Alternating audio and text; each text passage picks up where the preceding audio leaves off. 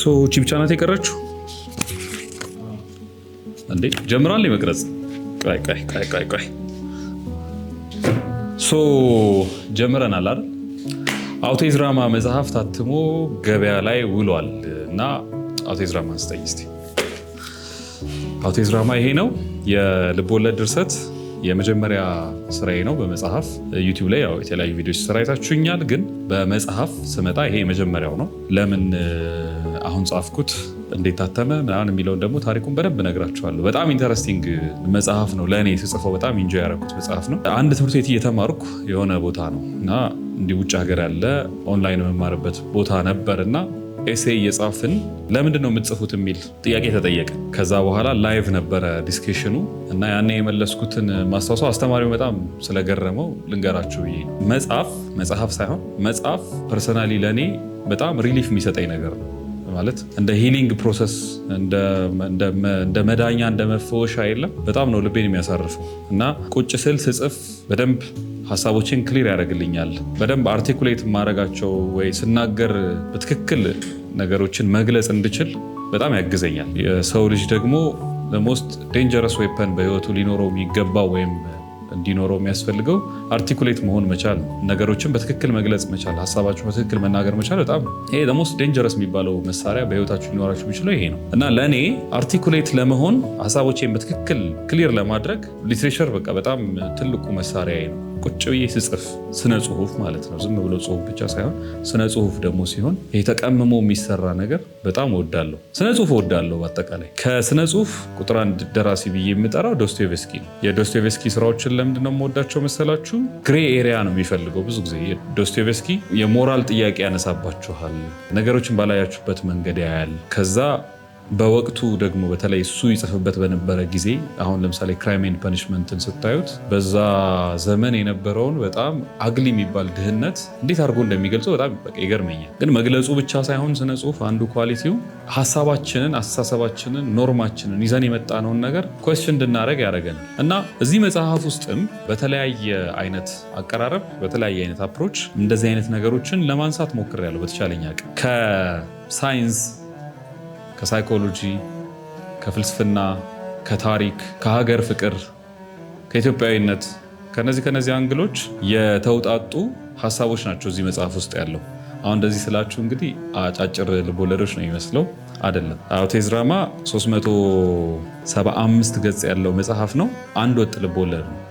አንድ ታሪክ ላይ ነው የሚያጠነጥነው። ከመጀመሪያው እስከ መጨረሻው የተለየ ነገር አይነግራችሁም። አንድ የሆነ ወጥ ነገር ያነሳና ግን በዛ ወጥ የሆነ ታሪክ ውስጥ ወደ ተለያየ ነገር ውስጥ እየገባ ኮስችን ያደርጋል አኗኗራችን፣ አስተሳሰባችንን። ምናልባት ቀለል አድርገን የተውናቸው ግን የነበሩን በጣም አሪፍ ኳሊቲዎችን እንደ ሀገር ማለት ነው ኢትዮጵያ ውስጥ ልናከብራቸው የሚገቡ የነበሩ ባህሎች፣ ኖርሞች ግን ትንሽ በመሰልጠናችን ምክንያት ወደኋላ ያልናቸው የተውናቸውን እነሱን እያነሳ እንደገና ለማየት ይሞክራል። ከዛ ደግሞ በአኗኗራችን ውስጥ ደግሞ ትክክል ብለን ተቀብለናቸው የኖርናቸው ግን ልክ ያልሆኑ ነገሮችን እንዲሁ እንደ ዘበት ምንተዋቸውን ቀላል ነገሮች ደግሞ ያነሳና ይተቻል። ልንገራችሁ ስለ መጽሐፉ። የመጨረሻው ከቨር ፔጁ ላይ እዚህ መጨረሻ ላይ የምታገኙትን ፓርት መጀመሪያ እሱን ላንብብላችሁ አይደለ? እንዴት ይሻላል? የዓለም ስርዓት ነውረኛ ሆኗል። ስርዓት ተጥሷል። ሰውነት ረክሷል። ትርምስ ቦታውን ይዟል። ምድር በነፍሰ በላዎች እጅ ወድቃለች። ይህ ግን አይቀጥልም። ለውጥ አለ። ትርምስን የሚረታ ስርዓት ከፊት እየጋለበ ነው። አባ ኪሩብ በዝምታ ይጠብቃሉ። አጠገባቸው ቁጢጥ ብለው አይናቸውን የሚያዩትን አባ መዓዛን ተመለከቷቸው። አባ መዓዛ ንግግር የሚጀምሩበት መግቢያው እንደቸገራቸው ሁሉ ወደ እርሳቸው ሲዞሩ ፈጥነው ምን እያስጨነቆ ነው አባቴ ብለው ጠየቋቸው። ይሄ ከገጽ 32 የተወሰደ ነው። አሁን እንግዲህ አባ መዓዛ፣ አባ ኪሩብ ምናምን ስንል እንዲህ ነገር የቤተክርስቲያን መጽሐፍ ነው ወይ ልትሉ ይችላላችሁ። ወይ አንዳንዶቹ ነገሮች እንደዚህ አይነት ተች አላቸው፣ መንፈሳዊ ተች አላቸው። ግን ሜይንሊ መንፈሳዊ ነገር ላይ ብቻ እሱን ብቻ ማዕከል ያደረገ አይደለም። አውቶዝራማ ልቦለድ ነው እንዳልኳችሁ፣ ማንም ሰው ሊያነበው የሚችለው ልቦለድ ነው። አሁን ስታነቡት መጽሐፉን ሚስ አንደርስታንድ እንዳታደርጉት። ታሪኩ የሚያጠነጥነው ይሄ ነው መቼቱ ብዬ አልተናገርኩም ወይም አልናገርም። በዚህ ጊዜ በዚህ ዓመተ ምህረት የሚል ሀሳብ እዚህ መጽሐፍ ውስጥ አታገኙ። ግን አንድ የሆነ የሚገርም ወይ ደስ የሚል ሀሳብ ልንገራችሁ። ደስ የሚል ሳይሆን ትንሽ ወጣ ያለ ሀሳብ። አሁን እየኖርን ነው እንግዲህ ኢትዮጵያ የምትባል ሀገር አለች። የራሷ ስርዓተ መንግስት አላት፣ የራሷ ህግ አለ፣ የራሷ ሲስተም አላት፣ የራሷ ህዝቦች አሉ። ጠዋት በሰላም ወጥተን በሰላም እንገባለን። ስንወጣ ከቤታችን ታክሲ እንደሚኖር አስዩም አድርገን ነው የምንወጣው። ከዛ ስራ ቦታ ስንሄድ ጠረጴዛዎቻችን ምናምን እንደሚኖር አስዩም አድርገን ነው የምንገባው። እና በሆነ ቀን ይሄ ቢገለበጥ ብላችሁ አስቡ እና እንደ ሊቢያ ብንሆን ለምሳሌ በጣም ኢንተረስቲንግ ነው። እንደ ሊቢያ መንግስት አልባ ብንሆን፣ አሁን ሊቢያ በእርግጥ ከረንት ላይ ያለችበትን ኮንዲሽን ኤግዛክት ላይ አላውቅም፣ ግን መንግስት ባይኖር ማለት የሆነ አይነት ትርምስ ቢነሳና እዚህ ሀገር ሀገሪቷ ብትፈርስ፣ ከዛ ይሄ የምታውቁት ኦርደር በሙሉ ለምሳሌ ቢሮችሁ ስትሄዱ ጠረጴዛ የለም፣ ምክንያቱም ሰንባዲ ሊወስዶ ይችላል። ወይ ደግሞ ታክሲ ስትጠብቁ ታክሲ የሚባል ነገር አይመጣም፣ ትጠብቃላችሁ እንጂ አይመጣም። ለምን የሚባል ነገር የለም፣ በቃ ሲስተም የለም። እና በዚህ መጽሐፍ መቼቱ ምን ላይ አጠንጥኖ ነው የተጻፈው? ኢትዮጵያ ፈረሰች። እንዴት እንዳትሉኝ፣ ልቦለድ ነው፣ መብታችን ነው አይደለ? ኢትዮጵያ ፈረሰች እንደ ሀገር። ከዛ ምንድነው የምንሆነው? እሱን ላይ ነው የሚያጠነጥነው መጽሐፉ። ኢንተረስቲንግ ነው። ከዛ ኢትዮጵያ ከፈረሰች በኋላ የሀገር ቋንቋችንን ወይም የሀገር ሚኒንጋችንን ወደኋላ ገብተን እንድንፈትሽ እድል ይሰጣቸዋል ይህ መጽሐፍ። ምንድነው ሀገር? ሀገር ምን ላይ ነው የሚቆመው? ለምሳሌ ኢትዮጵያ ፈረሰች ስንል ምን እያለን ነው? ካርታው ላይ ነው እያወራን ያለ ነው? ካገኘሁት አንድ የሆነ ፓርት ፈልጌ ላንብብላችሁ። ይቅርታ ሀበሻ ነህ የሚል ድምፅ አባነ ነው ወደ ሰማይ ያንጋጠጠው አንገቱን በዝግታ መለስ አደረገና ፊት ለፊቱ የቆመውን ሰው ተመለከተው። እድሜው ገፋ ያለ ባለነጭ ሽበት ጨበሬ ሽማግሌ ልክ የእሱን ቁመት የሚያህል ሰው ቆሟል። አንዳች የሚወር ስሜት ሲከባው ይሰማዋል። ሰው ግን ሲያረጅ ደስ አይልም አይደል አለ ለራሱ። አዎ ልክ ነህ ሀበሻ ነኝ አለው እና ሰውየውን በደንብ ሲመለከተው ያደረገው ያረጀ ካቦርት እንደሱ አይነት መሆኑን አስተዋለ። ከዘራውን እንደ ዘበት ተደግፏል።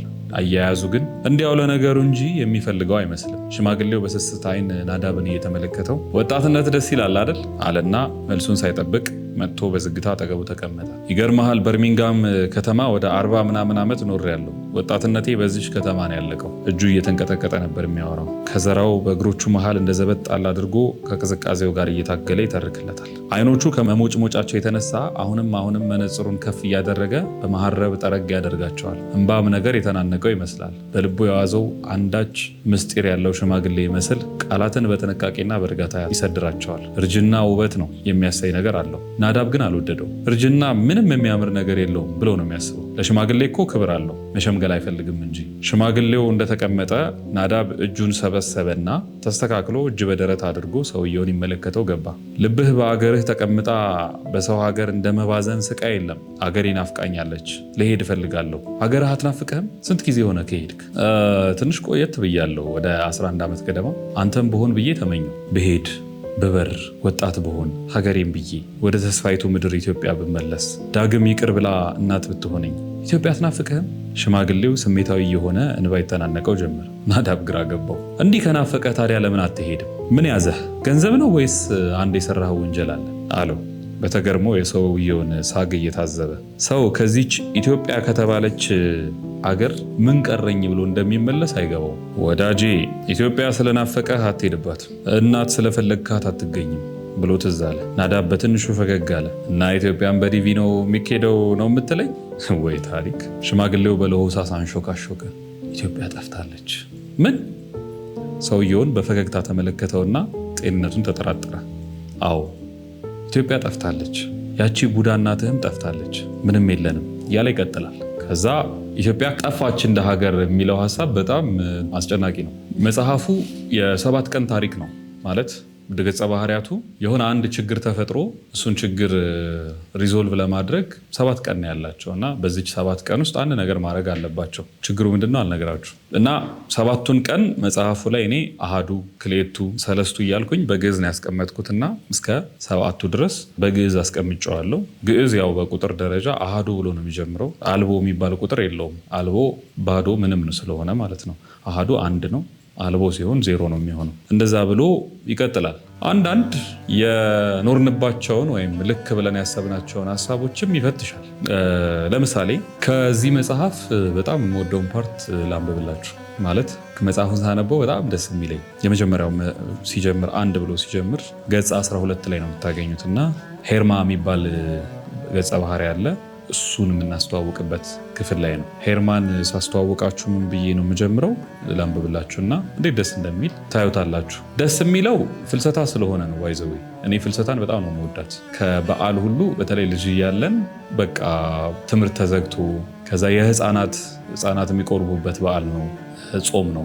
ከዛ ቤተክርስቲያን ምናምን ደግሞ ካደጋችሁ በቃ ቤተክርስቲያን እየታደረ እየተዋለ ሱባኤ የሚገባበት ጊዜ ስለሆነ ጠዋት ከሰዓት ምናምን የሚባለውን ነገር ረስታችሁት ታይም ጠፍቶ ለ21 ቀናት ወይም ለ16 ቀናት እግዚአብሔርና እግዚአብሔር ብቻ እመቤታችንና እመቤታችን ብቻ የሚታሰቡበት ከዛ መሸ ነጋ የሚለውን የምትረሱበት እንረሳ ነበር ልጅ እያለን እና እሱን ያስታውሰኛል። ላንብብላችሁ።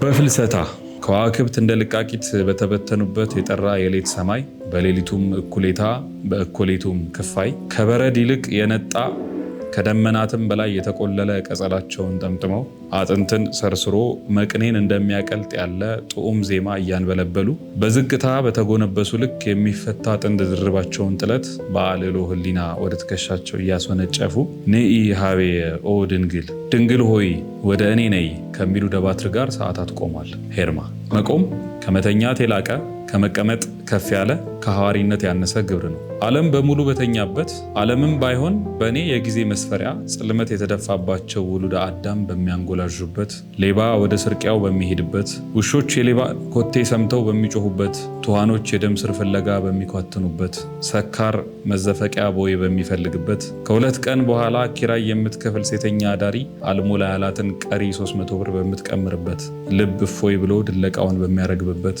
ከፖሊስ የተረፈ የጎዳና ልጅ ማስቲሹን በሚስብበት፣ የታሰረ አህያ በሚያናፋበት፣ የታፈነ ሴሰኛ በሚናፋበት፣ ከራት የተረፈ ስጋ ወጥ ስልባቦ ተወጥ በሚያቀርበት፣ ባዶውን የተኛ ሆድ በሚያላዝንበት፣ ፈስ በሚንዘረጥበት፣ ጂን በሚጠጣበት፣ ጤዛ በሚጤዝበት፣ የትራፊክ መብራት ሰዓት በማይቆጥርበት በዚህ የክረምት ጨለማ በደብዛዛ የሻማ ህብር በደመቀ መቅረስ ተከቦ እኔ ማህሌት ውስጥ አደግድጓል። አስቡት አሁን ይሄ ልጅ ምን አይነት ቦታ እንዳለ። ልጅ እያለን አንድ ጓደኛ ነበረኝ። ሰዓታት ቆመን ይኸውልህ በዚህ ሰዓት ሁሉም ተኝተዋል ይለኛል እና ሁሉም ሰው በተኛበት ሰዓት ንኢ ለማለት እመቤታችንን ነይ ለማለት መቆም መታደል አይደለም ምናምን ይለኛል። ይመጣናና ይህን ሳነበው እሱ ነው ትዝ የሚለኝ። ለምን መጣ? ከህያዋን ጉባኤ ህይወት ሊቋደስ ወይስ ልጅነቱን አፍቆት አያውቀውም? ህይወት ትርጉም በመስጠት የተሞላ ነው። ስሜቶች የራሳቸው ብልጭታዎች አሏቸው። የክረምት ጎርፍ በተቀደደ ሸራ ጫማ ሲቀዘፍ፣ የበቆሎ እሸት ድድን የሚያሞቀው ነገር፣ ህፃናት በግፊያ የሚቆርቡት ነገር፣ ሀገር በሰማይ ልቅሶ የምትታጠበው ነገር፣ ዝናብ ሲመጣ ተጠቅልለን የምንተኛው እንቅልፍ፣ የተሰጣ ልብስ አስገቡ ስንባል ከዝናብ የምንናጠቀው ሩጫ፣ ልብስ ይዞ አለቅ የሚለን የማስጫ ሽቦ እልህ፣ ዛሬ ቆም ብለን ስናጤነው የሚሰማን ትዝታ፣ ትርጉም ማጣት ያስጠላል። ጨው የሌለው የ3 ቀን ሾርባ እንደመጠጣት፣ ሲጢጢጢጢጢጢ እንደሚል በር ንፍረቃ፣ ድስት በሽቦ ሲፋቅ እንደሚቀፍ፣ ልብስ በጥርስ ሲነከስ እንደሚጎመዝዝ፣ ሲያላምጥ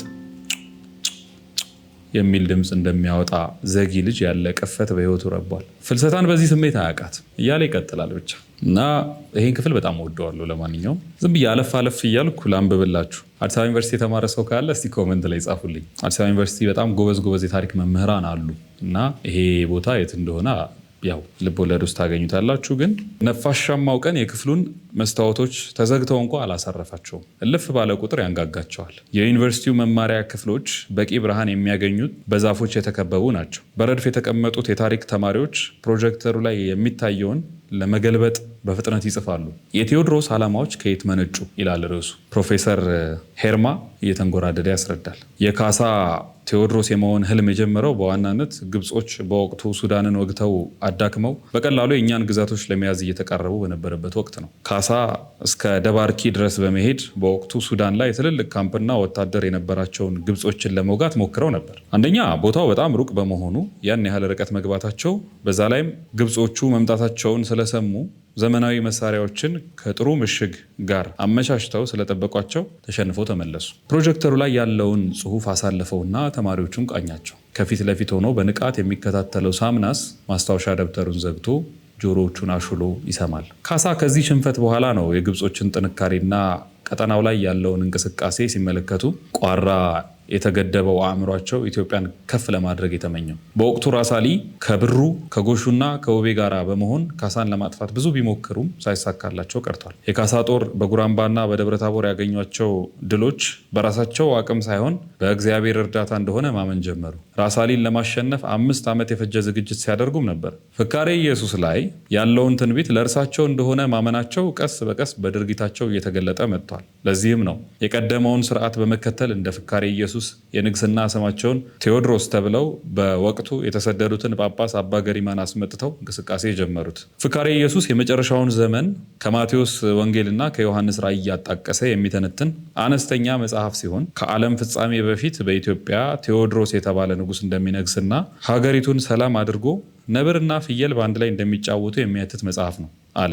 ነብርና ፍየል ሲጫወቱ በህሊናው አስቦ ተማሪዎቹን እያየ ፈገግ አለ። በነገራችን ላይ በሀገራችን ቴዎድሮስ ይመጣል የሚል ንግርት አለ እና ቴዎድሮስ ይመጣል የሚለውን ንግርት በሁለት የተለያዩ ጎራዎች የተለያየ ሀሳብ ትሰሙበታላችሁ። አንደኛው ጎራ ቴዎድሮስ ይመጣል እንደውም መጥቷል የሚሉም አሉ። ከዛ አይ ቲንክ ዩቲዩብ ላይ ደግሞ አንድ ሰው ነበረ መጥቻለሁ አለ። መጨረሻ ላይ ቴዎድሮስ እየመጣ ነው ምናምን እንደዚህ ሲል ቆየና ማህበር መስርተው የተወሰነ እንቅስቃሴ አድርገው ምናምን መጨረሻ ላይ መልእክት ከቴዎድሮስ የተላከ ከእንትን የተላከ ምናምን ሲል ቆየና መጨረሻ ላይ እኔ ነኝ ያላቸው። ተስፋኒ ሁለተኛው ጎራ ደግሞ አይ ቴዎድሮስ የሚባል ነገር አይመጣም፣ እንደውም አንዳንድ ሰዎች ይሄ ያለፈ ታሪክ ነው፣ የድሮ ሰዎች በወቅቱ ጦርነትና ረሃብ ሲበዛባቸው አንድ የሆነ ተስፋ ላለማጣት የፈጠሩት ሀሳብ ነው የሚሉ ሰዎች አሉ። ነው ወይ ብዬ በጣም ኪውሪየስ ሆን ነበረ ይሄ ነገር ላይ እና ለረዥም ጊዜ ሪሰርች አረግበት ነበረ። አንዳንድ የቤተክርስቲያን አባቶች ደግሞ ጥሩ የምትሏቸው አባቶች ህዝቡን ፕሮቴክት ከማድረግ አንጻር ከጥሩ ኢንቴንሽን ማለት ነው ህዝቡ የሆነ አይነት መሲህ በመጠበቅ እንዳይባክን በሚል እሳቤ በቃ እንትን በሉ ስራችሁን ስሩ፣ የሆነ ሰው አትጠብቁ ምናምን የሚሉ አባቶች አይቻለሁ። እና ሁለቱ ጽንፎች አደገኛ የሆነ ክርክር ይከራከራሉ በየጊዜው። እና እዚህ መጽሐፍ ውስጥ አንድ የምታገኙት ጽንሰ ሀሳብ እሱ ነው። ቴዎድሮስ የሚባል ንጉስ ይመጣል ወይ የሚለውን ይዤ ዋናው የሊትሬቸሩ ማዕከል ወይም የዚህ ስነ ጽሁፍ ፒላሮች ከምላቸው መሀል አንዱ ቴዎድሮስ ይመጣል ወይ የሚለው ሀሳብ ነው። ይመጣል ወይስ አይመጣም የሚለውን እንግዲህ እስቲ ስታነቡ ታገኙታላችሁ። የጽሁፉ ዋና ዓላማ እንግዲህ ያው ስታነቡ የሚገባችሁ ነው የሚሆነው እንጂ ቴዎድሮስ ይመጣል ወይ ቴዎድሮስ አይመጣም የሚል ኮንክሉዥኖችን መስጠት አይደለም። ግን ስቲል የነበሩን ሚቶሎጂዎች ቀላል ናቸው ወይ? ምናልባትም በሆኑ ሰዎች ፈጠራ በሆኑ ሰዎች ሀሳብ የገቡ ሚቶሎጂዎች ከሆኑ ኦኬ፣ እነሱን ኢንቨስቲጌት አድርገን አንብበን ሰርች አድርገን በደንብ በቃ የማይረቡ ሀሳቦች ናቸው፣ ዝም ብሎ ሀሳቡን ተስፋ ለመስጠት የተፈጠሩ ናቸው ብለን እንተዋቸዋለን። ግን ጠንካራና ደግሞ ምናልባት ሀገር የመቀየር አቅም ያላቸው ደግሞ ጠንካራ ሚቶሎጂዎች ከሆኑ የማይረቡ ሰዎች ሀሳቦቹን እያነሱ እንዳያዳክሟቸውና ወደፊት ለመራመድ የሚያስችል ጉልበት እንዲኖራቸው ሚቶሎጂዎቹን አንስተን ሀሳቦቹን አንስተን መፈትፈት፣ ማየት፣ ማብራራት፣ በደንብ መተንተን፣ እንደዛ ለማድረግ መሞከር አለብን። እዚህ መጽሐፍ ላይ እሱ ተደርጓል። ከዛ ውጭ አንዳንድ ቶት ኤክስፐሪመንቶችም አሉት። ቶት ኤክስፐሪመንቶች ማለት ይሄ ቁጭ ብላችሁ ዝም ብላችሁ እያሰላሰላችሁ የምትቆዝሙባቸው አይነት ሀሳቦች የለም። ትንሽ ጠንከር እንዲሉ ለማድረግ ሞክሬያለሁ። ግን ይሄ የምትደበሩባቸው ቁጭ ብላችሁ የምታሰላስሏቸው ምናምን አይ ዶንት ቲንክ መጽሐፉ እንደዚህ ጠር አድርጋችሁ የምትጨርሱት መጽሐፍ አይደለም። በተቻለኝ አቅም እንደዛ እንዳይሆን ለማድረግ ሞክሬያለሁ። ማለት ጊዜ እንድትወስዱበትና ኢንጆይ እንድታደርጉት ለማድረግ ሞክሬያለሁ። ይሄ ቶሎ ግልብ እንዳይሆን ማለት ነው። አንድ በጣም ደስ የሚል ደግሞ ላንብብላችሁ እስቲ። ያው የራሴ መጽሐፍ ስለሆነ አብዛኛውን ነገሩን ወደዋለሁ መቼስ እና አትቀየሙኝም አይደል? በጣም የሚያምር ነገር ደስ የሚል ነገር ላንብብላችሁ ብላችሁ። ህይወት ዴዣvu ናት። ይሄን ነገር ከዚህ በፊት በተመሳሳይ ሰዓት በእንደዚህ አይነት ሁኔታ አድርጌው አውቃለሁ ብለህ የምትወዛገብበት ቅዠት፣ እውነት የሚመስል ክስተት። በዚሁ ተመሳሳይ ቅጽበት በእንደዚህ ያለ ሁኔታ ማኪያቶ እየጠጣሁ እንዲህ ስትለኝ አስታውሳለሁ ትላለህ። ወይ ጉድ! አንተ ከጓደኞችህ ጋራ ቡና ልትጠጣ ተቀምጠሃል። ይሄ ነው ያንተ እውነት። በዚህ ተመሳሳይ ያንተ የመሰለህ ቅጽበት ውስጥ ያለች የቡናው ማሽን ያላደቀቃት ከስኳር ጋር ንጠህ ስታማስላት አልሟሟ ብላ ወሬ የምትሰማ አንዲት የቡና ልቃቂት በአንተ ቅጽበት ውስጥ ነበረች። ቅጽበቱን ለአንተ ማን ሰጠህ? በዚህ ቅጽበት ያንተም የእርሷም ኩነት ውስጥ እኩል ቅጽበታዊ መጋራት አለ። በዚህ ቅጽበት እንዲህ ሆነ ለማለት ያቺ ትንሽ ልቃቂትም ካንተ እኩል መብት አላት። ትናንሽ የቡና ልቃቂቶች የህይወት ግባቸው ተቆልቶ ተወቅጦ ተፈልቶ መጠጣት ነው፣ ስኬታቸው መጣፈጥ ነው ያለው ማን ነው ብላ ጠይቃለች። ያቺ ልቃቂት አንተ ብትሆንስ? ህይወት እንደ ጅረት ከመፍሰስ የሰዎችን ቅዠት ከመኖር በላይ ያለ እውነታ ነው ብለህ ሞግተሃል። በዛች ተመሳሳይ ቅጽበት ወዳጆችህ የቡና ልቃቂቶች ግዴለህም እንሟሟ መጣፈጥና መክሰም ነውጣችን ሲሉ እምቢኝ ብለሃል። በዚያች ቅጽበት የነበረውን ወሬ አልሟሟም ብለህ እንደሰማኸው አስታወስክ። አንተ ስትሟሟ ሌላ የቡና ልቃቂት ይመጣል። በዛው አይነት ቅጽበት ያንተ አይነት ሰው ያንተን አይነት የቡና ልቃቂት ካልሟሟሽ እያለ ሲከስም ይኖራል። ትተካለህ። ምን ልዩ ያደርግሃል? ትሞታለህ። ምን ድንቅ ያስብልሃል? ኖረህ የመሰለ ህይወት ጭልም ሲል የህላዌን እውንነት አትጠራጠርም? ያቺ የቡና ብናኝ ነህ አንተ ወይስ ማኪያቶውን የሚጠጣው ሱሰኛ? እየከሰምክ ነው ወይስ እያከሰምክ? በገናው እሽ ከሚል የድሮ ቅጂ ውስጥ ለመስረቅረቅ ይተናነቃል። እመቤቴ ማርያም፣ እመቤቴ ማርያም፣ እመቤቴ ማርያም ጠጅ እያማረሽ ማራንቴውም ወይ ሲቆርጥ ልጅሽ ሲቆርጥ ልጅሽ ሲቆርጥ ልጅሽ ሲቆርጥ ልጅሽ ሲቆርጥ ልጅሽ እያለ ይቀጥላል። እና ሌላው የመጽሐፉ ላይ ብዙ ቀንሻለሁ እውነቱን ለመናገር ሲታተም እንትን እንዳይበዛ በሚል አይ ቲንክ ወደ 100 ምናምን ፔጅ ቀንሰናል ከዚህ መጽሐፍ ላይ ባይዘ 375 ሆኖ ሲታተም ያው ምስጋና ላይ ያስገብቸዋለሁ። ተሜ ይባላል። በጣም ጎበዝ ልጅ መጽሐፉን አብሮኝ ሲሰራ ወይም ኤዲት ሲያደርግ የነበረ ልጅ ነው እና ከሱ ጋር ብዙ ስንተቻች ስንቀጣቀጥ ምናምን ቆይተን ወደ 100 ምናምን ፔጅ ይሄ አይረባም ተብሎ ተቀንሷል። ከዛ ከተቀነሱት ውስጥ ፉትኖቶች አሉ። አሁን እዚህ መጽሐፍ ውስጥ መቼስ ልቦለድ ሆኖ ፉትኖት ብዙ አልተለመደም። አይ ቲንክ የተወሰኑ ደራሲያን ይጠቀማሉ እኛ ሀገርም ይህን ቴክኒክ፣ ግን ፉትኖት ብዙ አልተለመደም። ፉትኖቶቹ አንዳንዶቹ አፍተርቶት ናቸው፣ አንዳንዶቹ ገላጮች ናቸው። ከላይ እየተብራራ ያለውን ሀሳብ የሚገልጹ ፉትኖቶች አሉ። አንዳንዶቹ ግን ዝም ብሎ ከልብ ወለዱ ሀሳብ ያስወጣችሁና ትንሽ የሆነ ቦታ ወስዶ አዙሮ ምናምን ይመልሳችኋልና ደስ የሚሉ ቶቶች ናቸው። እና አንዱን ፉትኖት ላንብብላችሁ። ከላይ ያለው ጽሁፍ ምንድን ነው የሚለው? በእርግጥ የሚሰማውም የማይሰማውም ወሬ ስለሚወድ የአንገቱን ስር አስጨንቆ ከሰልፉ ተጠምዝዞ ቆሟል። ሲታይ ጥሩ የለበሰ የሚመስል ሰው ሲያብድ ያሳዝናልም ቀልብም ይስባል ይልና ወደ ፉትኖት ይወስደናል። እንደመታደል ማበድ ሞቶ የተገኘ እብድ ይቀበራል? የትኛው ቤተ እምነት ይቀበራል? ማዘጋጃ የሚባል ቤተ እምነት ቢኖር ጥሩ አይመስላችሁም? ቢያንስ ሰው እሱን አምኖ እንዲሞት። አለዚያ እግዚአብሔርን ወይ ሆሊ ክሪሽናን አምኖ የሞተ ሰው ለምን ያለ በስማም ይቀበራል? ወይ ማዘጋጃ እሑድ አንድ እብድ ሰባኪ ቀጥሮ አንድ የእብድ ቸርች አቋቁሞ እብዳዊ አኗኗርን እንዴት በእብደት ኖረው እንደ እብድ መሞት እንዳለባቸው ቢያስተምር ወይም በደንብ ቢያሳብድ ጥሩ አይሆንም? ነገሩን ነው እንጂ የተደራጁ አሳባጆች እንዳሉን ጠፍቶን ነው። እብድ እንደ ማንኛውም ማህበረሰብ የእብደት መብቱ ተጠብቆ ቢያብድ ጥሩ አልነበረ? ማበድ ግን አስደሳች አይደለም፣ ያስጠላል። ልክ በልዩ ጥልፍልፎች እንደተሰራ ሹራብ። እንዲህ አይነት ሹራብ ያስጠላል። አንድ ቀን አንድ ክር ከመሃል ትበጠስና መተልተል ትጀምራለች። የሆነ ቦታ ላይ ነቅተህ ሊያውም ጨክነህ ካልቆረጥካት ስትተለተል ትቆይና ስትስበው የማያልቅ የመሰለህ ክር ያልቃል። ስትጨርሰው ግን ክር እንጂ ሹራብ የለህም። ሰውም እንዲሁ ነው። አንድ ነገር ናት መነሻዋ፣ አንድ ነጠላ ክር። ቶሎ ያልበጠስካት መዘዘኛ ክር። ወዶ ማን ያብዳል? ወዶ ማበድ ቢቻልስ? እርቃኑን ሆኖ ብርድ እየጠበጠበው የአማዞን ጫካ ብሔረሰብ ተወላጅ መስሎ መንጦልጦል አይቀንስም? ይቀንስ ይሆናል፣ ግን ደግሞ ቢጨምርስ? ስንት ይህንን ኑሮ ማምለጥ የሚፈልግ እብድኛ ናፋቂ ይኖር ይሆን? ስንት ዘናጭ ግን ባዶ ኪስ፣ ባዶ ሀሳብ፣ ባዶ ኑሮ አለ። የከተማ ሰው ግራ ነው። አለቃ ገብረሃና ሸንበቆች ወደዚያ ወደዚህ ሲዘም አይተው ተክሌ ዝማሜ የሚባል ያቋቋም ስልትን ፈጥረዋል ይባላል። ተክሌ ልጃቸው ነው። ያዘመመች ደሳሳ ቤት ውስጥ የሆነች የግሪክ አማልክት የመሰለች ፍጥረት፣ የመላእክትን መዳፍ የሚያስንቅ የእጅ ልስላሴ ያላት ሴት በ28 ዓመቷ ከእናት አባት እና 2 ጎረምሳ ወንድሞቿ ጋር በአንድ ጠባብ ክፍል የሆነ ፍራሽ አዳሽ ቢያገኘው 8 ጊዜ የሚያማትብበት አይነት የጥጥ ፍራሽ ላይ አድራ ጠዋት ስትነሳ ፍራሹንና የተዝረከረከ ልብሷን እዚያው ጥላ ትነሳለች። በረሮ የሚያህል መስታወት ፊት ትቆምና ራሷን ትቃኛለች።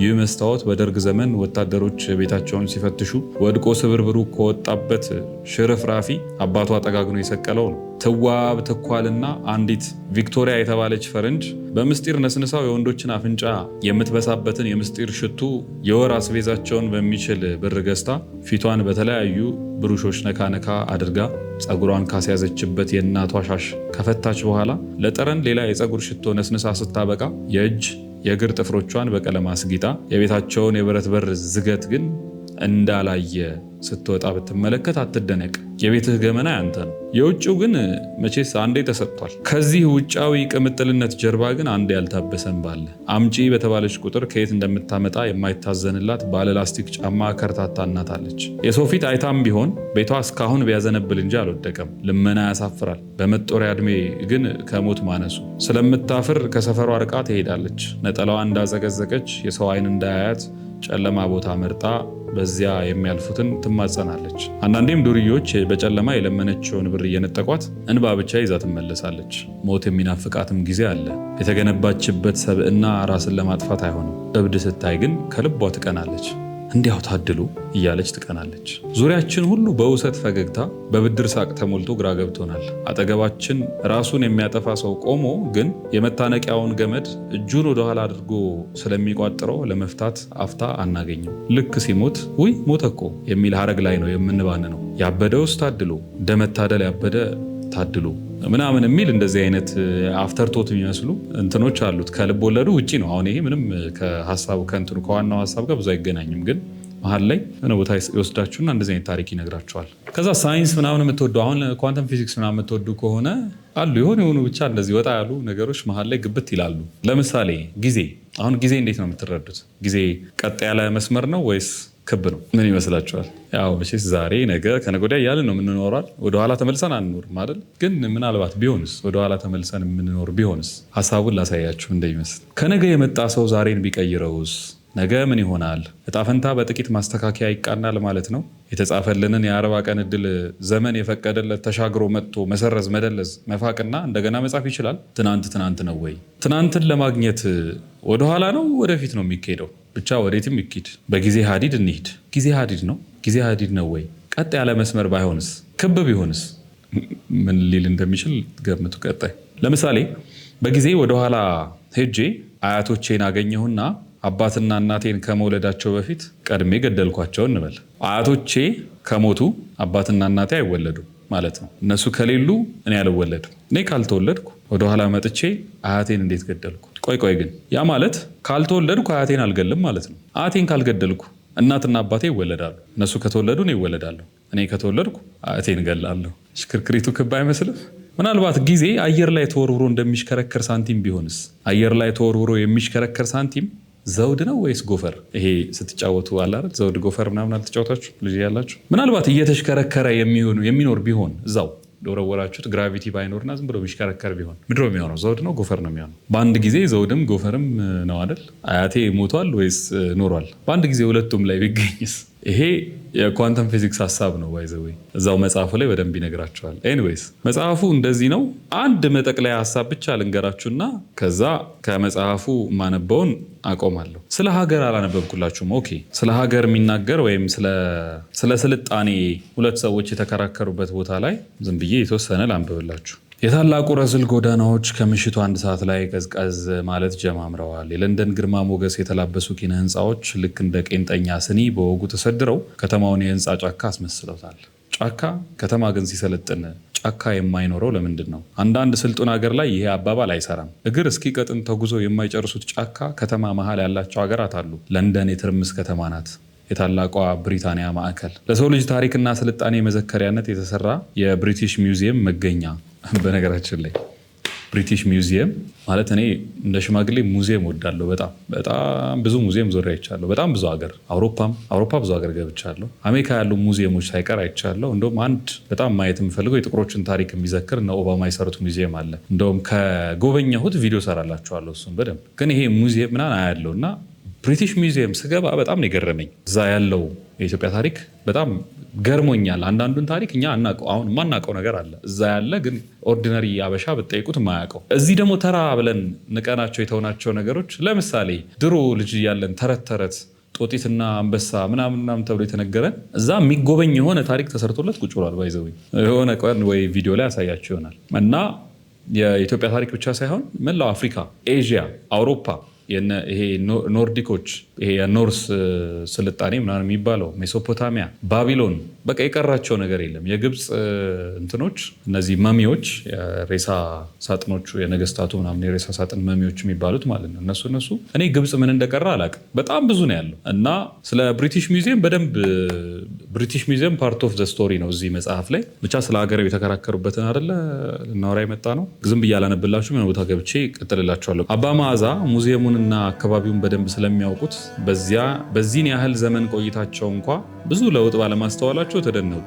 ያኔ የነበሩ ፒዛሪያ ቤቶች እንኳ አልተነሱም። ህንፃዎቹ አሁንም ታሪክ እየተናገሩ ግርማቸው ተጠብቆ አሉ።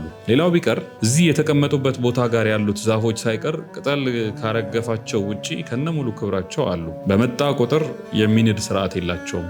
መንበር በተቀየረ ቁጥር ወጥ አገራዊ መሰረት ለመናድ የሚደፍር ስለሌለ ሰው ይቀያየር ይሆናል እንጂ የነበረው እንዳለ አሊያም ተሽሎ ይቀጥላል። እንደኛ የግለሰቦች አቋም የአገር ርዕዮተ ዓለም የሚሆንበት ብኩንነት የለም። እንደኛ ሴትም የለም። ይገርማል አሉ አባ መዓዛ። አረ በጣም ይገርማል አለ የኔታ ሞገስ እንደሰማቸው ሁሉ። ሰው እንዴት ቢሰለጥን ነው እንዲህ የሚኖረው? ሃይ የአገሬ ገበሬ! አቤት መንገድ፣ አቤት ህንጣ! አንዱን ሳያየው በሙጀሌ እግሩ እንደተመዘመዘ ይሞታል። እድሜ ዘመኑን ጭቃ እንዳቦካ። አይ ሞገሴ ነው ብለህ ነው ሞገሴ አሉ አባ መዓዛ በዝግታ። ባይሆንማ በበለጥናቸው ነበራ። ምን አለን አባ፣ ደረቅ መሬት ይዘን ለምለሚቱ ሀገሬ። የረባ መንገድ የለን፣ ኑሯችን ከእጅ ወደ አፍ ነው። ሁሌ ታሪክ ብቻ፣ ሁሌ ትናንት ብቻ። እንዲያው ለነገሩ ታሪክስ ቢሆን የተሻለ አይኖራቸውም? መድፍ ስሩልን ብለን ነው እኮ የተጣላ ናቸው። ሰሪዎቹ እነሱ፣ እኛ ተለማማጭ። እኛ መድፍ እንደሚያስፈልገን ለማመን ስንጨቃጨቅ፣ እነርሱ ጭራሽ ከራሳቸው አልፈው የመድፍ አስመጭና ላኪ ነበሩ። ዘንድሮም ላሊበላና አክሱም እያልን ነው እኛ። እዩት ሰው ምን እንደደረሰ። አናሳዝንም ዛዲያ? አይ ሞገሴ፣ ሰው ከሀገሩ ሲወጣ መጀመሪያ ላይ የሚሰማው ነገር ተመሳሳይ መሆኑ ይገርመኛል። ይኸውልህ ሞገሴ፣ ህንጣ ቢደረደር ምን ይጠቅማል? በሞገስ ገጠርኛ ማውራታቸው ለራሳቸውም ሳያስገርማቸው አይቀርም። ሞገሴ ከነፍሱ የተለየ ስልጣኔ የበድን ስጋ ያህል እንኳ አይከብርም። የምስራቅና የምዕራብ ስልጣኔ ለየቅል ነው። ምዕራብ እንደ አርስቶትል ሁሌም ወደ ታች ያዘነብላል፣ ወደ ቁስ ዓለም፣ ወደ ፍጥረተ ዓለሙን መመርመር እንደ ፍጻሜ ቆጥሮ እዚሁ ሲዳክር የሚገኝ ርቀት ነው። ለዚያ ነው ወደ ላይ መመልከት ሲሻ እንኳ የፈጣሪን ህላዌ በመጠራጠር የሚጀምረው። ምስራቅ ደግሞ እንደ አፍላጦን ወይም ፕሌቶ ወደ ላይ መመልከት ይቀነዋል። የፍጥረተ ዓለሙን ነገር ከመመርመር የማይመረመረውን የሙጥኝ በማለት ሁሉን ከያዘው ጋራ ሁሉን ለመያዝ ይጥራል። ሞገስ ብዙ ማብራሪያ እንደፈለገ ሁሉ በዝምታ አስተዋል። የምዕራቡ ዓለም ፍጥረትን በመረዳት ቁሳዊውን ዓለም በመመርመር ሁሉን ለማወቅ ይጥራል። ይህን ቁሳዊ ዓለም ለመመዘን፣ ለመለካት፣ ለመስፈር አመክንዮን እንደ አንድ ማንጸሪያ ይጠቀማል። ቁሳዊውን ዓለም እንደ እውነታ ሪያሊቲ በመቁጠር ከዚያ እውነታ በመነሳት የነገሮችን ፍካሬ ይተነትናል። ምዕራቡ ግላዊነትን ማዕከል ያደረገ ነው። ከእኛ በላይ የእኔ ጥያቄዎች ናላውን ያዞሩታል። እውነታውን ከመቀበል ይልቅ በመቀየር በመለወጥ ላይ ትኩረት ያደርጋል አሉና አባ መዓዛ ትንፋሻቸውን ሳባ አድርገው ቀጠሉ። ምስራቁ በተቃራኒው ፍጥረት ዓለሙን እንዳለ ይቀበለዋል። እውነታውን እውነት ብሎ ይኖረዋል። ነገር ግን ከምዕራቡ በተለየ መልኩ ፍጥረት ዓለሙን እንደ እውነታ ወይም ሪያሊቲ አይቆጥረውም። ይልቁንም ኃላፊ ጠፊ ኢሉዥን ብሎ ከመጤፍ አይቆጥረውም። እውነታን ከወደ ላይ ከፍጥረት ዓለም ውጭ ካለ ነገር ይጨልፋል። በጊዜ ቦታ ስፔስ ኤንድ ታይም ከማይታሰር ሰማያዊ አካል ዘንድ ጊዜና ቦታ ውሱን መሆናቸውን ያምናል። ከዚህ ውሱንነት ውጪ ባለ ኑባሬ ይታመናል። ስለዚህ ገደብ ባለው ኃላፊ ጠፊ ነገር ራሱን አያታልልም። ከአመክንዮ ይልቅ ልዕለ አመክንዮ ለሆነ መገለጥ ይገዛል። አመክንዮ አይገዛውም፣ ግን ደግሞ ኢ አመክንዮዋዊም አይደለም ማለት ኢሎጂካል አይደለም፣ ሎጂካልም አይደለም። ከአመክንዮ ከፍ ባለ ማማ ላይ የተቀመጠ ነው። ከኔነት ይልቅ እኛ ለሚባል ማህበረሰብ ለሚሉት ውቅር ያደላል። በተዋረድ ያምናል፣ በልዕልና ይተዳደራል። እንደ ምዕራቡ ለእያንዳንዱ የሚሆን ድሎት ከማመቻቸት ይልቅ ለጋራ ደህንነት ቅድሚያ ይሰጣል ምናምን እያሉ ይከራከራሉ። ብቻ ያኛው ምኑን ሰለጠንን፣ ይሄኛው ደግሞ እንደዚህ እያሉ ብቻ የሆነ ነገር ላይ ኮንሳይል ያደርጋሉ። ብቻ ስታነቡት አይ ቲንክ ኢንተረስቲንግ ነው። መጽሐፉን ፕሪኦርደር እዘዙ ብለን ከመውጣቱ በፊት ያው ኤክስክሉሲቪቲ ለመፍጠር ነው ተፈረመበት። ከዛ ስማቸው በደንብ የተጻፈበት ምናምን የሚፈልጉት ሀሳብ ጥቅስ ምናምን የተጻፈበት የተወሰኑ መጽሐፎች ወጥተዋል። አይ ቲንክ ምናልባት ወደ 200 ኮፒ እንደዚህ አካባቢ ፕሪኦርደር የወሰዱ ሰዎች አሉ እና ከነዛ መሃል አስፈቅጃት ስለሆነ አሁን ይህን ቪዲዮ የምሰራው አንድ ሰው አይ ውድ ላይክ ቱ ኦርደር ዘ ቡክ ምናምን ብላ ጻፈችልኝ እና ከዛ ያው ለሁሉም ሰው እየላኩ የነበረውን ሜሴጅ ላኩላት። መጽሐፉን ለሌላ ሰው ስጦታ ከሆነ የሚል ነገር አለው እና የምትፈልጉትን ስም እንደዚህ ምናምን አስገቡልኝ ምናምን የሚል ነበር እና የላከችልኝ መልእክት በጣም ስለገረመኝ እንደው አያይዤ አንብቤላችሁ ስለ እናትነት ደግሞ ትንሽ ነገር ልበላችሁና ልጨርሰው ይህን ቪዲዮ ብዬ ነው። ምን አለችኝ? መጽሐፉ ለእኔ ነው። I am a mother of 3 boys and your podcast helped me to transfer useful values to my kids and for myself too። ማለት የ3 ልጆች እናት ነኝ። ፖድካስትህ ለልጆቼና ለራሴም ጭምር በጣም ጠቃሚ የሆኑ ነገሮችን እንዳደርግ ረድቶኛል እና very much looking forward to your book. I will send you the screenshot. Thank you again። እና በጣም ነው እንትን ያለኝ የገረመኝ ማለት ከዚህ በፊት እውነቱን ለመናገር ብዙ ሀሳቦቹን ወደውት ቪዲዮቻችንን አይተው ጥሩ ነው ብለው የጻፉልኝ በጣም ብዙ ወንዶች አሉ። የተወሰኑ ሴቶች ደግሞ አውቃለሁ። ግን እናት የሆኑ ሴቶች ደግሞ እንደሚሰሙኝ ሳቅ በጣም ነው ደስ ያለኝ። ስፔሻሊ ደግሞ የ3 ልጆች እናት ኢማጂን ሴት የምትሸከመውን ኃላፊነት የያዘችውን ከባድ ሸክም በማህበረሰብ ውስጥ የተሸከመችውን ከባድ ሸክም ምን ሊገልጸው ይችላል አልኩ አሰብኩና ይሄን ነገር ቪዲዮ ሰራበት ቅር ይልሻል አልኳት። ለቪዲዮ ለመስራት ምናምን ሀሳብ ሳይሆን እንደነዚህ አይነት ሴቶችን ኦነር ለማድረግ ለማክበር ማለት ነው። እሷን ፈቃደኛ ሆነች። ይኸው እሷን ሜንሽን አድርጌ ስሟን ባልናገርም ያው ይሄን ስትሰማው ታውቀዋለች በእርግጠኝነትና ያው እሷን ሜንሽን አድርጌ አንድ ነገር ከዚህ ከአውቲዝራማ መጽሐፍ ውስጥ አነብላችኋለሁ። ስለ እናት የተጻፈውን ፓርት ማለት ነው። ፉትኖት ነገር ነው። ይሄም የሆነ አፍተር ቶት አይነት ነገር ነው። ላንብብላችሁ። ትርጉም ያለው በኃላፊነት ውስጥ ነው። በህይወት ምንም ኃላፊነት የሌለው ሰው ትርጉም ያለው ኑሮ ለመኖር ይቸገራል። በእርግጥ ትርጉም ያለው ብቻ ሳይሆን መኖርም የሚከብደው ይመስላል። በማህበረሰብ ውስጥ እናት የምትሸከመው ኃላፊነት በጣም ግዙፍ ብቻ ሳይሆን የግድም እናት ልትሸከመው የተገባ ነው። ይህ ታላቅ ኃላፊነት ታላቅ የመኖር ትርጉም ይሰጣታል። በተለይ ለኑሐሚን ከቤቷ በላይ ምንም የለም። ኑሐሚን የምትባል ገጸ ባህሪ ያለች መጽሐፉ ላይ ስታነብ ለምንድነው እናት ብቻ እንድትሸከመው ያልኩት? እዚሁ ደግሞ ያው ሚስ አንደርስታንድ የሚያደርጉት ሰዎች ኖሩ ስለሚችሉ የግድ እናት ብቻ ልትሸከመው የሚገባ ያልኩት ምንድነው፣ ወንድ ቢይዘው ያንን ኃላፊነት በምንም ተአምር ሶሳይቲው ጤነኛ ሆኖ አይቀጥልም። ግን እናት ስለያዘችው ይሄ የማዘርሁድ ኢንስቲንክቱ ስላለ ከዛ የሴትነት ነርቸሪንጉ ፍቅር መስጠቱ እነዚህ ነገሮች ስላሉ እናት የተሸከመችው ሸክም ቀላል ብቻ ሳይሆን ራሷ እናት ልትይዘው የሚገባ ነው። አለዛ እኛ ብንይዘው እንሰበርና እንወድቃለን ብዬ ማስበው። ይህ በቤቷ ብቻ ሳይሆን በዙሪያዋም ሁሉ ሲያስከብራት ኖሯል። ልጅ መውለድ በዚህ ምድር ላይ ባለ በምን አይነት ከባድ ነገር ሊገለጽ ይችላል? ልጅ መውለድ ከእግዚአብሔር ጋር ተማክሮ ሰው ከመስራት ጋር በምን ይተናነሳል? ሰው ሆኖ የለመዱትን ባህሪና አኗኗር መቀየር ይቅርና ጥቂት ፈቀቅ ብሎ ቤት ወይም ሰፈር መቀየር እንደዋዛ የምናየው ቀላል ስራ አይደለም። ራስን ከመቀየር ግን በስንት ጣዕሙ። ገና ጽንስ ሲመጣ አብሮት የሚመጣውን የባህሪና የሰውነት ሆርሞኖች መለዋወጥን ከመታገስና በጸጋ ከመቀበል በላይ ምን አይነት የህይወት ትግል አለ? አንድ እግዚአብሔር በማህፀን ያስቀመጠው ፍጥረት እንዲመቸው ሆኖ የራስን ፍላጎትና ማንነት መተው፣ ጣፍጦ የሚበሉትን ወደው የሚጠጡትን ነገር ሊያውም ዓመት ለሚያህል ጊዜ ማቆም ራስን መካድ ይጠይቃል። ልጅ እስኪወለድ ድረስ በፍጹም ተአቅቦና ጥንቃቄ መኖር ትልቅ ሰማዕትነት ይጠይቃል። ገና በሆድ ያለን ምንነቱ እንኳን ያለየን ፍጥረት አፍቅሮ ለመኖር ፍጽምና ደረጃ መድረስ ያሻል። ልጅ ሲወለድ ለዘመናት እንደተሸከመችው ያህል ተጠንቅቆ ሳይሆን እንዲያው በጥድፊያ አጥንቶቿ እንኳ ቢሰባበሩ የማያማትን አይነት ስቃይ እንዲሰማት በማድረግ ፈትለክ ብሎ አንዳንዴም አልወጣም ብሎ ቀይ ምንጣፍ ይነጠፍልኝ አይነት ቅብጠት ቀብረር ብሎ እንደ እስራኤላውያን 40 ቀኑን መንገድ በ40 ዓመት እንደሚሄድ ዘገምተኛ ፍጥረት ሲያስጮሃት ውሎ አድሮ ወይ ደከመኝ ብሎ በማሽን ተጎትቶ ነው የሚወጣው። እንደ ያዕቆብ ያደረበትን ቤት በር በቡጢ ጠልዞ ቢወጣም ምን ተዳው? እርሱን ሰው ለማድረግ ተቀዶ የተሰፋው ቁስሏ ሳይደርቅ ከህመሟ ፍቅሯ በልጦባት ያን በዝልግልግ ፈሳሽ የተለወሰ እንደ ሞራ የነጣ አስፈሪ ፍጥረት እቅፍ አድርጋ ተሰማዋለች። 40 ቀን ወይም 80 በማርያም ጎጆ በአራስ ቤት አይኗ በርበሬ የታጠነ እስኪመስል ድረስ እንቅልፍ እያጣች ሰው ታደርገዋለች። በጅብ ሰዓት ወደ ሆስፒታል እያመላለሰች ትንታውን የጣር ያህል ታስታምማለች። ባለቀሰ ቁጥር ጡቶቿን እያለበች በህመሟ ትመግበዋለች። ደረቅ እንጀራ በልታ የጣፈጠ ወተት ትሰጠዋለች። እየተጸዳዳባት ሳትጸየፍ ታቅፈዋለች። አንሶላዋን ቀዳ ከትዳሯ ከፍላ የሽንት ጨርቅ ትሰራለታለች። አንዳንድ ጊዜ እንዲህ መሆኑ ይገርማል። ነፍሰ ገዳይ ይሁን የዓለም መድኃኒት ለማይታወቅ ሕፃን ወገቧን ከፍላ ትዳሯን ቀዳ ትገብርለታለች። በሆዷ የተሸከመችው ሳያንሳት በጀርባዋ አዝላ በምጥ የተሰቃየ ወገቧን ዳግመኛ በእሽኮኮ ትሰቅዘዋለች። ልክ ዙሪያውን ማወቅ ሲጀምር የምትሳሳለትን ፍጥረት ወደምትፈራው ዓለም እጇ እየተንቀጠቀጠ ትሰደዋለች። የእናት ቀራንዮ ይህ ነው። በነጣቂ ዘመን ፈራ ተባ እያለች ከሞቀ እቅፏ ወጥቶ የዚህን አስጨናቂ ዓለም ሰቆቃ ተጋፍጦ ሰው እንዲሆንላት እየወደቀ እየተነሳ ሲያለቅስ ውስጧ እየተሰበረ ቻል አድርጋ ለመከራ አሳልፋ ትሰጠዋለች። በጉን ሕፃን በተኩላዎች መካከል እየተነከሰ እንዲጠነክር እየቆሰለ እንዲሽር አንጀቷን ቋጥራ ወደ ዓለም ታወጣዋለች። ልጅ ካልወደቀ አይነሳም። ሲወድቅ ግን ልቧት አብሮ እየወደቀ ማንሳት የምትችል እናት ራሱን እንዲችልላት ሰው እንዲሆን ዓለምን እንዲጋፈጥ ዝም ብላ ወደ ውስጧ እያነባች እስኪነሳ ትጠብቀዋለች። ወፌ ቆመች እያለች መራመድን ታስተምረዋለች። ይህ ልጅ የዚህ ዓለም ማያው እናቱ ናት። እናቱ ብርሃናዊት ከሆነች ብርሃን ያያል።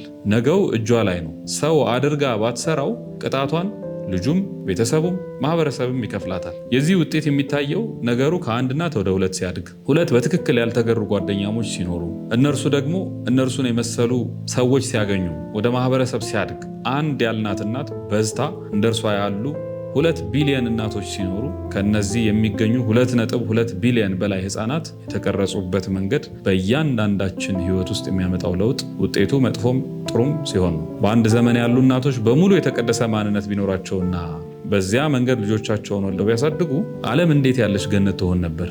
ማሰብ ቀላል ነው። እናት ዘራችን ከምድር እንዳይጠፋ ከማስቀጠል በላይ ዘራችን ራሱን በራሱ እንዳያጠፋና እርስ በራሱ እንዳይጠፋፋ ጤነኛ ሰው የመስራት ትልቅ ኃላፊነት በጫንቃዋ ላይ አለ እያለ ይቀጥላል። ብቻ እና በጣም የምወዳት እናት አለች። ኑሐሚን ትባላለች። እዚህ መጽሐፍ ውስጥ ያለች እኔ በጣም ነው የምታሳዝነኝ። በጣም ነው የምወዳት ኑሐሚንን። እስቲ ደግሞ ስታነቧት ትነግሩኛል። በጣም አንዳንድ ነገሮቿ ይገርመኛል። የእናት አንጀት እንዴት ነው የሚለውን አይ ቲንክ ታዩበታላችሁ። አውቲዝራማ የመጀመሪያው እትም ከማተሚያ ቤት ከወጣ በኋላ ፕሪኦርደር ላዘዙን ሰዎች አይ ቲንክ ወደ 100 ምናምን 200 አካባቢ የሚሆን ሰው ነው የሚሆነው። ቁጥሩን እርግጠኛ አይደለሁም። ለነሱ ዲስትሪቢዩት አድርገን አይ ቲንክ ጨርሰናል ይመስለኛል እስካሁን ባለኝ መረጃ። ከዛ በኋላም የተለያዩ ሰዎች ኦርደር እያደረጉ ነው። እስካሁን መጽሐፍት ቤት አልገባም።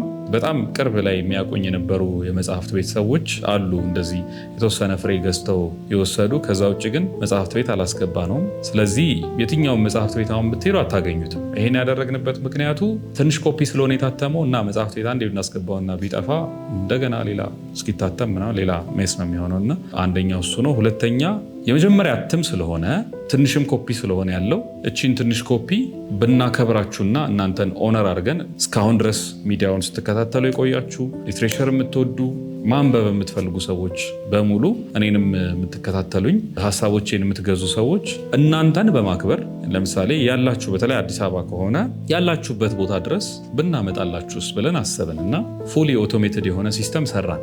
ከኋላ ጠንካራ ቲም እንዳለ መቼስ ባይናው ታውቃላችሁ እና የእኛ ዴቨሎፐሮች ቆንጆ የቴሌግራም ቦት ሰሩና አውቶማቲካሊ መጽሐፉን ስትፈልጉ በቃ ቴሌግራም ላይ ትገባላችሁ። አውቲዝራማ ቦት የሚል ወይም አውቲዝራማ ቦት ብላችሁ እንደዚህ ሰርች ታደረጉትና የሚመጣላችሁ እንደዚህ አይነት ቦታ አለ። እሱን ትከፍቱታላችሁ።